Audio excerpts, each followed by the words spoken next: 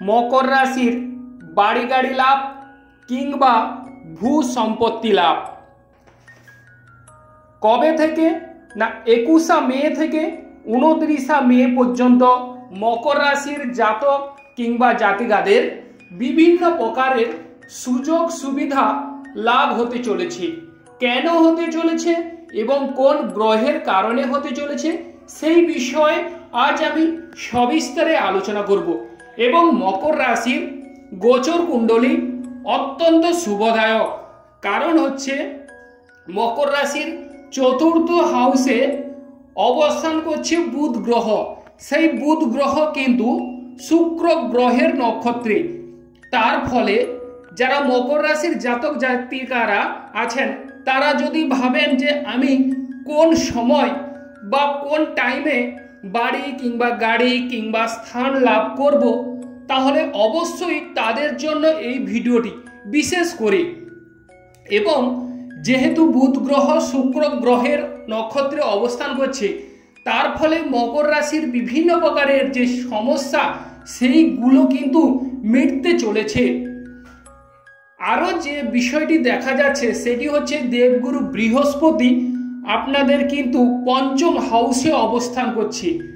সেই দেবগুরু বৃহস্পতি আপনাদের রাশিতেই দৃষ্টি দিচ্ছে, তার ফলে অতীব সুন্দর এক শুভ যোগ উৎপন্ন করছে।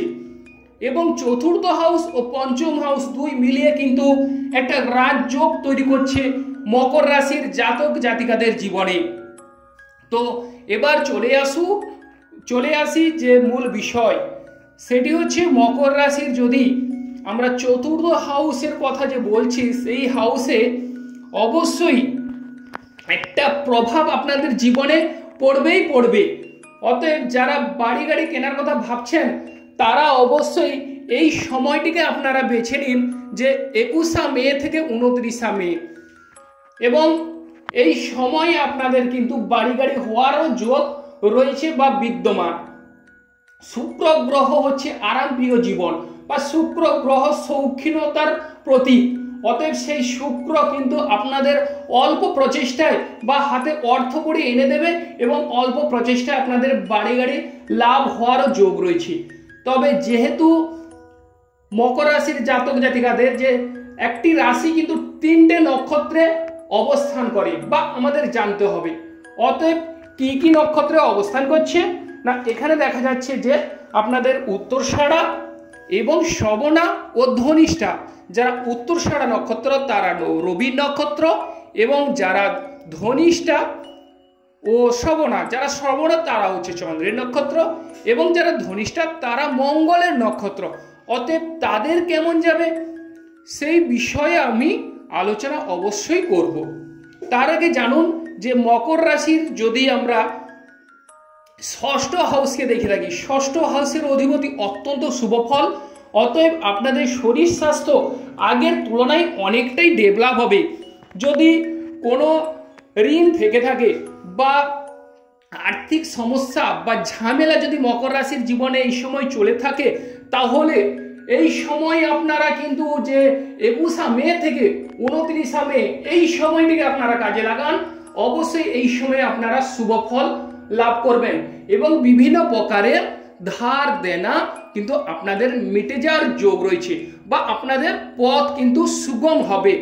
এবং আপনাদের যারা দেখে হিংসায় জ্বলছিল বা যারা করছিল তারা কিন্তু আপনাদের সঙ্গে কথা বলতে আগ্রহী হবে বা বন্ধুপ্রীতি মনোভাব বা বন্ধুত্বের হাত কিন্তু আপনাদের উদ্দেশ্যে বাড়িয়ে দেবে।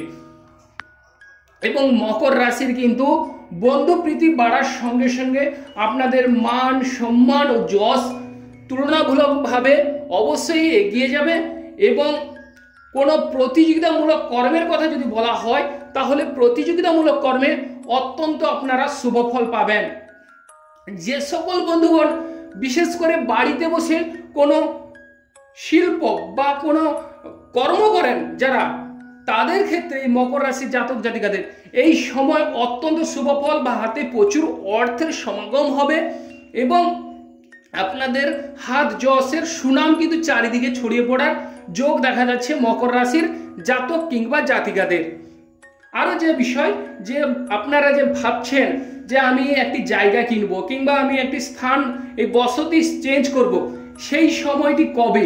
এখানে দেখা যাচ্ছে যে আপনাদের গোচরে অত্যন্ত শুভ ফল হওয়ার দরুন আপনাদের কিন্তু স্থান লাভের যোগ রয়েছে বা স্থান চেঞ্জ করার যোগ রয়েছে।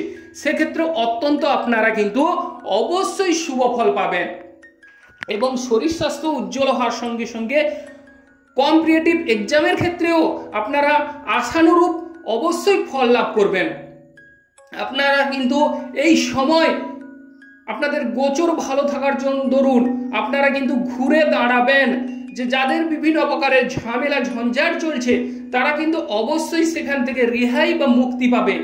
মামলা মোকদ্দমা যদি কোনো ডিস্টার্ব চলে থাকে তাহলে সেই মামলা মোকদ্দমার কিন্তু ফয়সালা হওয়ার যোগ রয়েছে। মামলা মোকদ্দমায় অবশ্যই আপনারা কিন্তু বা আপনাদের দিকে কিন্তু এগোবে, আপনারা কিন্তু মামলা মোকদ্দমায় শুভ ফল পাবেন। এরপর যে বিষয়ের উপর চোখ রাখবো যে ভাই বোনদের, আপনাদের কিন্তু মকর রাশির দ্বিতীয় হাউসে মঙ্গল এবং রাহু অবস্থান করছে। সেক্ষেত্রে ভাই বোনদের সঙ্গে আপনারা ঝামেলা ঝঞ্ঝাট করতে যাবেন না, অবশ্যই ভেবেচিন্তে কর্ম করুন। সেক্ষেত্রে আপনারা তুলনামূলকভাবে অবশ্যই শুভ ফল পাবেন। আর যে বিষয়টির উপর চোখ রাখবো, যারা ছোটোখাটো কলকারখানা শিল্পর সঙ্গে যুক্ত আছেন বা লেখক লেখিকা গায়ক গায়িকা, তাদের ক্ষেত্রে আমি বলবো এই সময় আপনারা কিছু ক্ষেত্রে সাবধানতা অবলম্বন করুন, আপনারা কিন্তু শুভ ফল পাবেন। এবং বিশেষ করে একটি বিষয় আপনারা দেখবেন, যাদের মঙ্গল এবং রাহু আপনাদের জন্মগত কুণ্ডলিতে এফেক্ট আছে, তারা কিছু ক্ষেত্রে আপনারা অবশ্যই বিবেচনা বা সতর্কতার সহিত সাবধানতা অবলম্বন করুন। ওভারঅল কিন্তু আপনাদের ভালো হওয়ার যোগ রয়েছে বা চান্স রয়েছে। এরপর বলি যে যে সমস্ত বন্ধুগণ নেট কানেকশনের সঙ্গে যুক্ত আছেন কিংবা যাতায়াত যোগাযোগ ব্যবস্থার মাধ্যমে যুক্ত আছেন, তাদের ক্ষেত্রেও এই সময় শুভ ফল মিলবে কিংবা আপনাদের কিন্তু এই সময় আপনারা অবশ্যই একটা কোনো সিদ্ধান্তে উপনীত হতে পারবেন। এবং যারা ইলেকট্রিকের কলকারখানা বা ইলেকট্রিকের সঙ্গে কিংবা কলকারখানার সঙ্গে যুক্ত আছেন, তাদের ক্ষেত্রেও কিন্তু খুব একটা খারাপ যাবে না এই সময়। তবে মঙ্গল রাহু যদি এফেক্ট থাকে তাহলে আমি বারবার বলছি আপনারা কিছু ক্ষেত্রে সাবধানতা অবলম্বন করুন। এরপর বলছি যে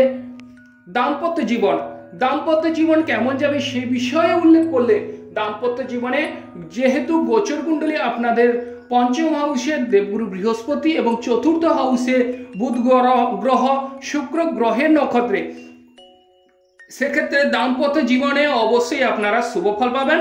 প্লাস আপনাদের রাশির গুণগত মান কিন্তু বেড়ে যাচ্ছে এবং দেবগুরু বৃহস্পতি এই সময় কিছুটা হলেও তার যে পাওয়ার সেটা কিন্তু কিছুটা কমতি আছে।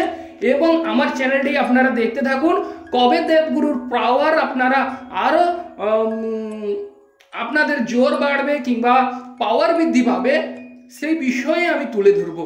অতএব সেই সময় বা দেবগুরুর যে পাওয়ার যে সময় বাড়বে তা সেখান থেকে আপনাদের আরো কিন্তু পাওয়ার বা ক্ষমতায় আপনারা ভরপুর থাকবেন। এরপর বলি আপনাদের দাম্পত্য জীবনে অবশ্যই সুখের সমাবেশ ঘটবে, তবে দাম্পত্য জীবনে ঝামেলা ঝঞ্ঝাট এড়িয়ে যাওয়ার চেষ্টা করুন। এই সময় আপনারা কিন্তু অবশ্যই শুভ ফল পাবেন। আর যে বিষয়ের উপর চোখ রাখছি সেটি হচ্ছে ব্যবসা বাণিজ্যের কথা বলতে গেলে ব্যবসা বাণিজ্যে কিছু ক্ষেত্রে সাবধানতা অবলম্বন করুন।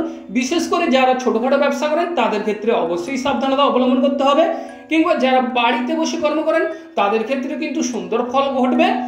এবং এরপর যদি নবম হাউসে দেখা হয় তাহলে কিন্তু যারা উচ্চ শিক্ষার সঙ্গে যুক্ত আছেন, উচ্চ শিক্ষার ক্ষেত্রে শুভ যোগ বা শুভ ফল রয়েছে। জ্ঞান বিদ্যায় আপনাদের পারদর্শিতা অর্জন হবে, কিংবা যারা 9-10-এ পড়াশোনা করছেন বা উচ্চ শিক্ষায় অংশগ্রহণ করছেন তাদের ক্ষেত্রেও এই সময় কিন্তু অবশ্যই শুভ যোগ রয়েছে।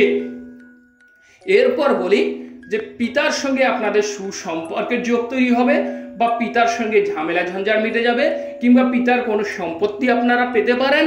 ও ভ্রমণ যোগ, যারা বিদেশে যাওয়ার পরিকল্পনা করছেন তাদের ক্ষেত্রে বিদেশ যাত্রার যোগ এই সময় কিন্তু নিশ্চিত করছি, বিদেশ যাত্রায় শুভ ফল আপনারা পাবেন। তবে একটি বিষয় যে আপনারা বাড়িতে বসে শুধু ঘুমিয়ে কাটিয়ে দিলে হবে না। এই শুভ ফল এসে গেছে বা এসে যাচ্ছে, অতএব এই সময়টিকে আপনারা এই 21 মে থেকে 29 মে এই সময়টিকে আপনারা ব্যবহার করার চেষ্টা করুন। অবশ্যই আপনাদের কিন্তু একটা দিশা আপনারা দেখতে পাবেন। যারা অনেকদিন ভাবছেন যে আমি কর্ম কবে পাবো বা কোন সময়ে আমার কর্ম জুটবে বা আমি একটা ভালো স্ট্যান্ডে দাঁড়াবো, অতএব সেই সময় কিন্তু আপনাদের আসতে চলেছে। প্রিয় দর্শক বন্ধু, আপনাদের কিন্তু সেই দিন আর বেশি দেরি নেই। অতএব আপনারা কিন্তু কর্মে লেগে পড়ুন। কর্মক্ষেত্র কিন্তু অত্যন্ত শুভ ফল। আরও যে বিষয় সেটি হচ্ছে কর্মক্ষেত্রে হঠাৎ করে বা অল্প প্রচেষ্টায় কর্মক্ষেত্রে আপনারা সাফল্য লাভ করবেন। এরপর যে বিষয়ের উপর চোখ রাখবো সেটি হচ্ছে আপনাদের মনের ইচ্ছা পূরণ হবে এবং যাদের মঙ্গল রাহু এফেক্ট তাদের ক্ষেত্রে কিছু ক্ষেত্রে সাবধানতা অবলম্বন করুন। ওভারঅল ভালো হওয়ার যোগ রয়েছে।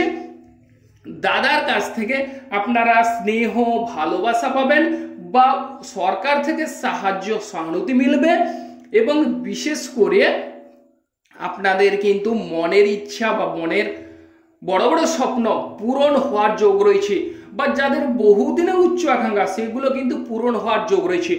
তবে একটি বিষয় আপনারা মাথায় রাখুন, যে বিষয়টি আপনারা যদি এই বিষয়টিকে অবলম্বন করেন তাহলে কিন্তু আপনাদের আর কেউ আটকাতে পারবে না। যে বিষয়টি হচ্ছে সেটি হচ্ছে কথাবার্তায় আপনারা সংযত হয়ে কথাবার্তা বলুন বা ভেবেচিন্তে কর্ম করুন। কারণ সেকেন্ড হাউসে আপনাদের শনিদেব অবস্থান করছে। সেক্ষেত্রে কথাবার্তায় আপনারা সংযত হয়ে বলুন বা উচ্চবাচ্য কাউকে কটু কথা বলে দেবেন না। ভেবেচিন্তে কর্ম করুন, অবশ্যই শুভ ফল মিলবে। এবং আপনাদের যেহেতু রাশিতেই দেবগুরু বকরি থাকুক কিংবা দগ্ধ থাকুক, সে একটা দৃষ্টি দিচ্ছে, তার ফলে কিন্তু আপনাদের মান সম্মান এবং যশ কিন্তু একাংশে বাড়বে এবং মান সম্মানের অবশ্যই আপনারা কিন্তু একটা দাবিদার হবেন।